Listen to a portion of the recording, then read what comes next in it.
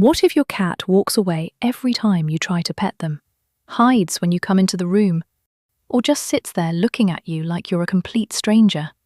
That's not a cold cat. That's a cat that doesn't fully trust you yet. And the good news is, that can change. Completely. With 7 small things you can start doing today. Here's something most people never think about, but once you know it, you'll do it every single time. When you're about to pet your cat, or when you walk into a room and they're there, before you do anything, just extend one finger toward them. Hold it out a few inches from their nose and wait. What you're doing is saying hello in the way they actually understand.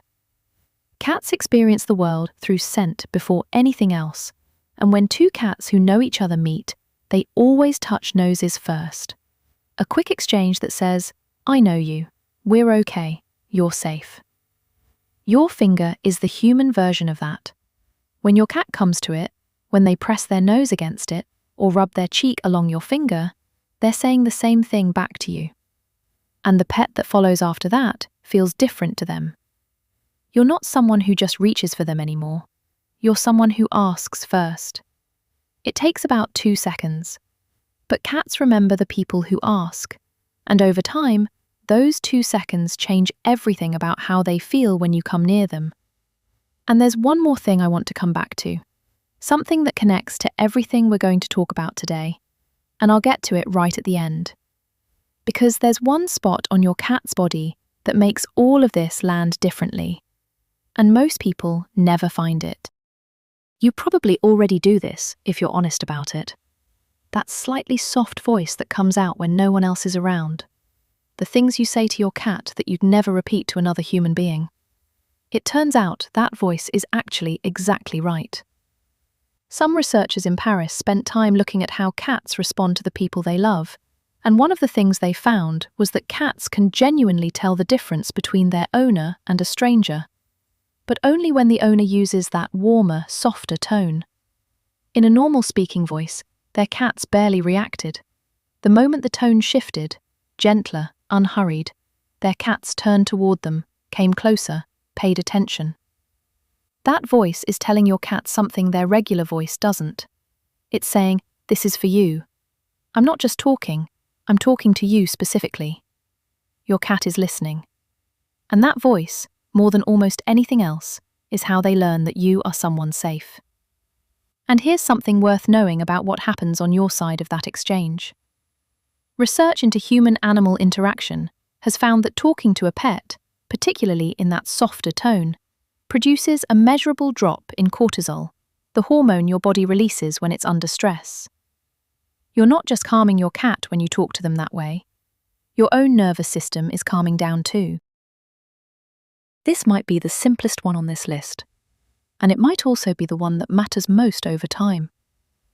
Just be in the same room as your cat, without doing anything about it, without reaching for them or calling their name or trying to make something happen between you. And there's something that happens to you in those moments too. Just their presence in the room, without any interaction at all, is enough to calm your nervous system. This is actually how cats show trust to each other, not through gestures, not through touching, but through proximity. In the wild, cats only rest near animals they completely trust. Just choosing to share a space, in their world, is one of the clearest things one cat can say to another. It means, "I don't need to be anywhere else right now. Being near you is enough." When you sit near your cat with no agenda, just reading or having your coffee, or doing whatever you'd normally do, you're speaking to that instinct. You're telling them, "I don't need anything from you, I'm just glad we're in the same place." And you might notice at first that your cat stays at a distance. That's fine, just keep doing it. Over days and weeks, that distance tends to get smaller on its own. They come into the same room, then the same piece of furniture, then right next to you, not because you asked them, just because they decided to. And that decision, in a cat's world, is everything. And what connects all of this, the thing I really want you to understand by the end, is that trust for a cat isn't one big moment. It's built from lots of small, quiet ones, each one telling them the same thing. Tips 4, 5, and 6 go right to the heart of that. And 7, I think 7 is the one you'll carry with you. Have you ever noticed your cat looking at you and then slowly, deliberately closing their eyes? Not because they're tired, it's too careful for that, too soft.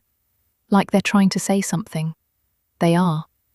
A slow blink is one of the most significant things a cat can offer another living thing. It means, I'm not a threat to you. My guard is completely down. I feel safe enough with you to close my eyes even for just a second. Between bonded cats, it's a real gesture of trust, because letting your guard down like that, even briefly, means making yourself completely open, and you can do it back to them. Next time your cat looks at you, today or tonight, whenever it happens, just hold their gaze for a moment, then let your eyes drop slowly. Not a blink so much as a long, soft close. Let your eyelids come down gently and stay for just a beat before opening again. Then wait and see what happens. Quite often they'll do it back, and when they do, that's your cat telling you, in the most direct way they have, that you are someone they trust.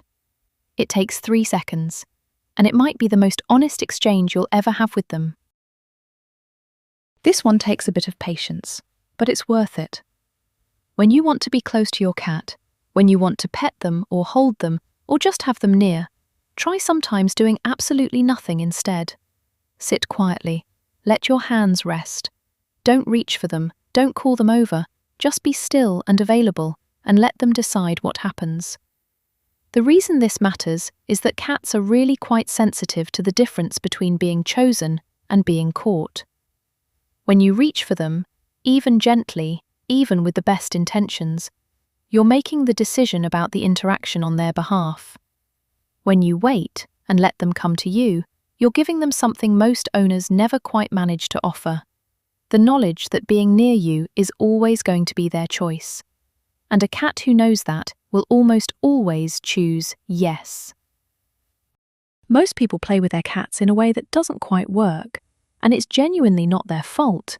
It just looks different from your cat's side than it does from yours. When you wave a toy back and forth in the same spot, at the same speed, in the same direction, your cat figures out almost immediately that it isn't real prey. And once they know that, the interest goes pretty quickly. What actually works is unpredictability. Real prey moves away from them, not toward them. It freezes for no reason. It disappears behind something and reappears somewhere else. When those things happen, when the movement is strange enough and quick enough to trigger something instinctive, you'll see it in your cat's body. They go low, really low. Their pupils go wide, their tail starts moving. That's not your cat being playful. That's your cat being completely, fully alive in a way that almost nothing else produces. 5 real minutes of that does something no other kind of interaction quite manages. It makes you the reason one of their deepest instincts actually gets satisfied. And a cat who feels that around you will want to be near you in ways that have nothing to do with food or warmth. So, do you remember what I mentioned at the beginning? That one spot that connects to everything else. Here it is. When cats who are really bonded to each other groom one another, and they only do this for cats they genuinely love, they don't groom everywhere. They focus almost entirely on one area, right between the ears, just behind them, and down the back of the neck. And the reason is something quite simple that I find rather moving. That's the one spot a cat can never reach on their own. They can wash their face, their paws, most of their body, but that place at the back of the head is always just out of reach. The only way a cat ever gets groomed there is by another animal who loves them enough to do it. None of these take very long. A 2-second finger greeting, a few words in a soft voice, 5 minutes on the floor with a piece of string, a slow blink before you turn the light off. But what they add up to over days and weeks is a cat who knows, somewhere in the quietest part of who they are, that you understand them, that you speak their language, that you are, to them, someone worth trusting completely.